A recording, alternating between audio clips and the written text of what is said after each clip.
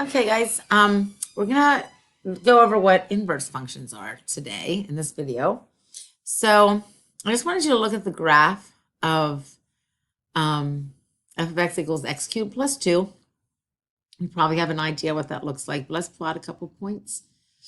0 cubed plus 2, 1 cubed plus 2, negative 1 cubed plus 2, 2 cubed plus 2, and negative 2 cubed plus 2. Okay, and you can go ahead and graph that, see what you get for that. Okay, I'll do it as well. Negative 1, negative 1. Oh, I'm sorry, negative 1, 1. Can't read my own writing. And then 2, 10. Negative 2, negative 6. I'll have to pull this down a little bit to get to that. 2, 3, 4, 5, 6. Okay, we know what a cubic looks like. Okay, but anyway, it's a nice little sketch here. Beautiful, huh? And then this one, let's put 2 in for x. 2 minus 2 is 0. Cube root of 0 is 0. We'll put 3 in for x. 3 minus 2 is 1. Cube root of that is 1. If I put 1 in for x, 1 minus 2 is negative 1. Cube root of that is negative 1. Let's put 10 in for x. 10 minus 2 is 8. Cube root of 8 is 2. Let's put negative 6 in for x. Negative 6 minus 2 is negative 8. Cube root of that's negative 2. So we'll have 2, 0. We have 3, 1. 1, negative 1. 10, 2. And negative 6, 2, 3, 4. Negative 2. Can't write that. Okay. All right, and if I graph that, it's something like so. It's not very pretty. Okay, maybe you noticed along the way that 0, 2 is on this function, 2, 0 is on that function. 1, negative 3 is on the f function. 3, 1 is on the g function. Negative 1, 1 on the f function, 1, negative 1, etc. The domains and ranges are switched. These are something called inverse functions. I believe you've had them before, okay, where the domains and ranges are switched and each function undoes the other, okay? Here are some examples of some inverse functions. Notice they're always, if you graph them, they're always symmetrical about the line y equals x. If I would draw the line y equals x straight down the middle, the graphs of inverses are always symmetrical about them.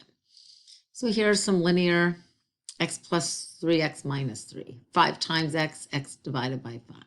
X plus 3 over 2, 2 times x minus 3. Okay, these are some inverse functions.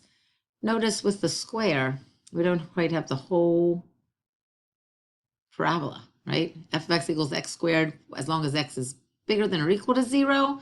And then it's the inverse of that is the square root of x. X cubed, cube root of x, that's kind of what I just did, but I shifted it up 1 or 2, I guess.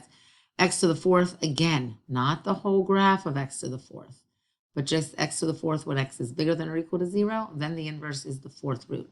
Those are just some examples. So you can see that they're symmetrical about y equals x. Okay, here's your definition. You can start now with your graphic organizer I gave you. The inverse of a one-to-one function, f, is the function f inverse.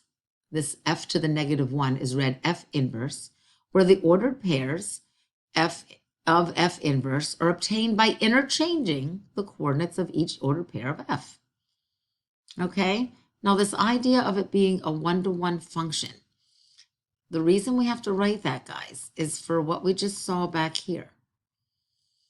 Actually, f of x equals x squared is not one-to-one.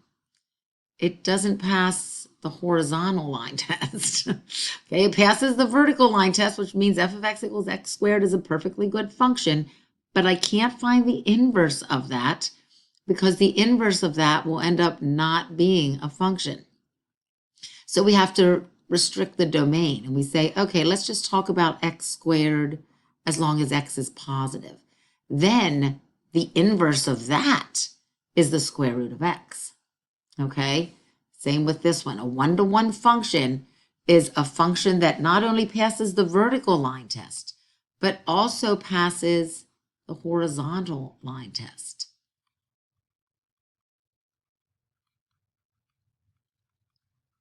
That means not only is there one, not only can we not have repeated x's, we can't have repeated y's either. Okay, no repeated y's either. Just like in a function, we can't have repeated x's, we can't have repeated y's either. Okay, characteristics. The other part of your graphic organizer, the graphs of inverse functions are always symmetrical about y equals x. The domain of f of x ends up being the range of f inverse, and the range of f of x ends up being the domain of f inverse. And this last one, if you do the composition of their functions, f of g of x, it will equal g of f of x, and they both actually end up equaling x. Okay, you can pause me to write the rest to write these down. These are the definition and the characteristics. Okay, so let's use that idea to prove that these two are inverses. If f of x is the square root of x plus 1 and g of x is x squared minus 1, we want to know if they're inverses. Okay, so let's take g of f of 8. Well, that means put 8 in for f. 8 plus 1 is 9. Square root of 9 is 3. So that means I'm going to take g of 3. 3 squared minus 1. 9 minus 1 is 8. Yep, g of f of 8 ended up being 8. How about f of g of 5?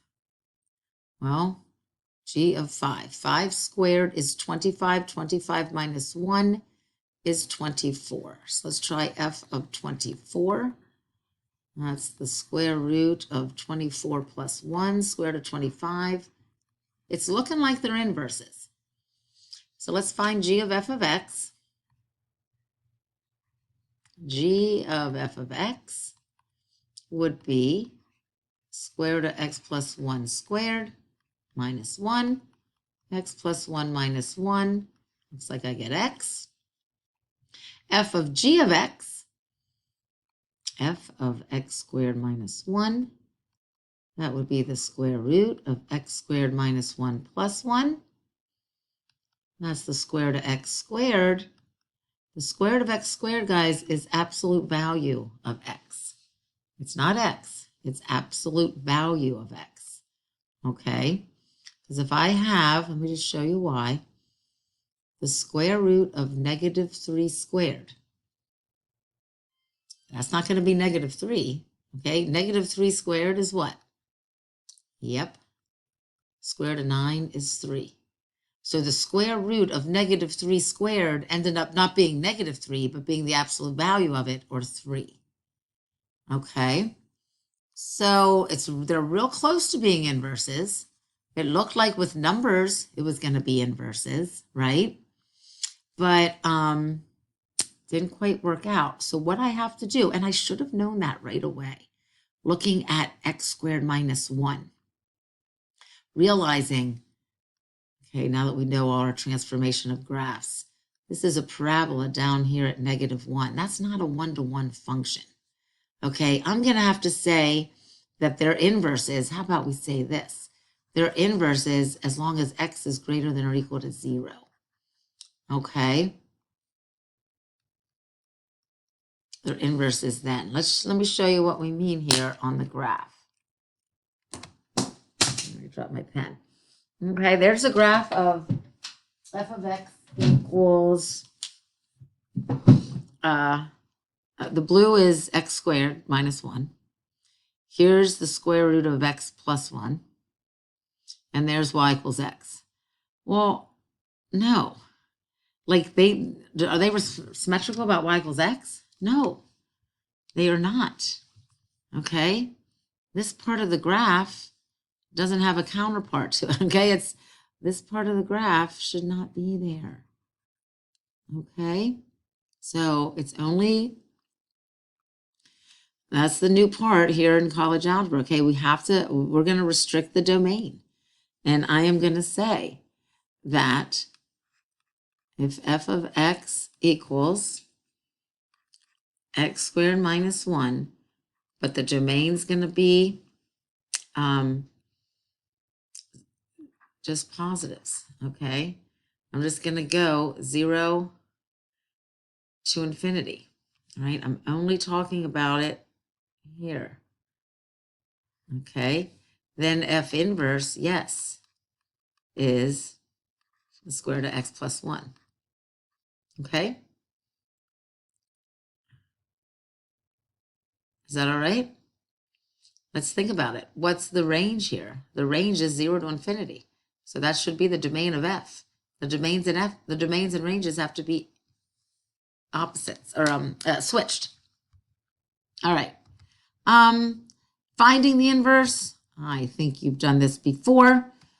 You can write these steps down. You can replace f of x by y.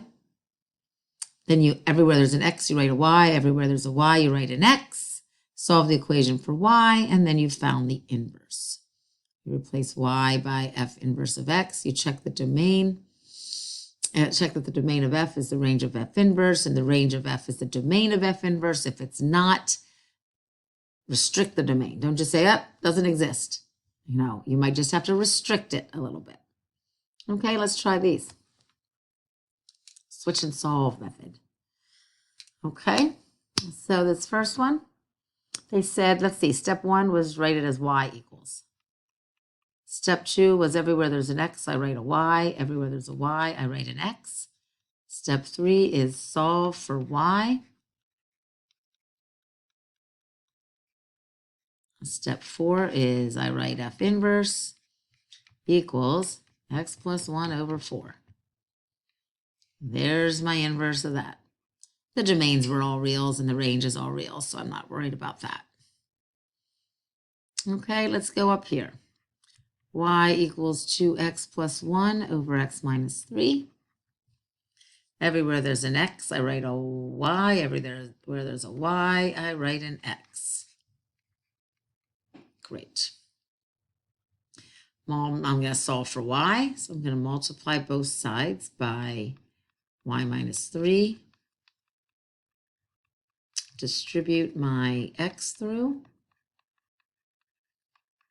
I want everything that has a y on this side and everything that doesn't have a y on the other side so that I can factor the y out and divide by what's multiplied to the y.